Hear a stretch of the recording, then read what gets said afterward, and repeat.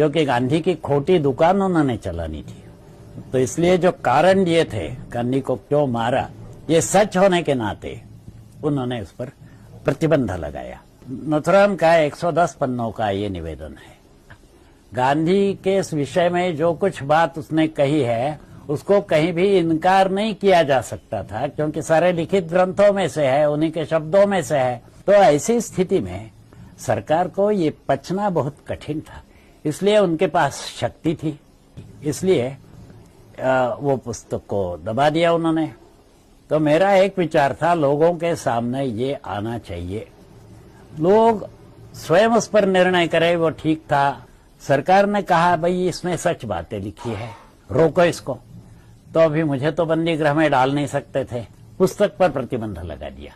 मैं गया न्यायालय में, 1.5 बरस न्यायालय ने छानबीन की और अंत में निर्णय दिया उन्होंने कि इस पुस्तक में ऐसी कोई बात नहीं है कि जो आक्षेपार्ह हो। तो एक एक टुकड़ा लेकर न्यायालय ने उसकी ऐसी छानबीन की है और कहा है कि शासन का जो कहना है एकदम विपरीत है, वस्तुस्थिति को पकड़ के नहीं है।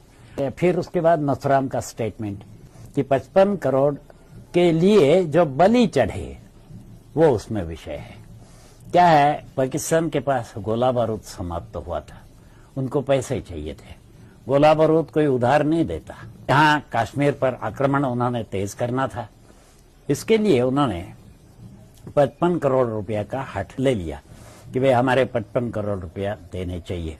तो वल्लभ भाई एक ऐसा कठोर व्यक्ति था कि जिसने कहा पाकिस्तान की सेना जो है कश्मीर से उसको पीछे ले लो और चर्चा के लिए आ जाओ। गांधी को बड़ा क्रोध आया कि अपनी सरकार के और ये औद्धत्य कर रही है मेरे बच्चे के सामने। तो इसलिए उन्होंने क्या किया कि मैं मर जाऊंगा, 55 करोड़ रुपए मेरे बच्चे को दे दो।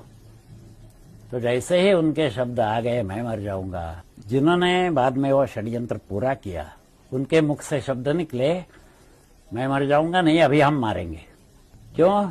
आमरण अनशन जिसको बोलते हैं वो कोई भी मनुष्य आयुष्य में एक बार ही कर सकता है, इनके तो 56 हो चुके थे। तो इसलिए तो प्राण जाए न जाए हम अभी प्राण लेंगे। गांधी जी ने अनशन किया, सरकार ने 55 करोड़ रुपया दिलाया। 13 मास उसके पश्चात लड़ाई चलती रही। इसके बाद जो जो हमारे सैनिक मारे गए गांधी ने मरवाए।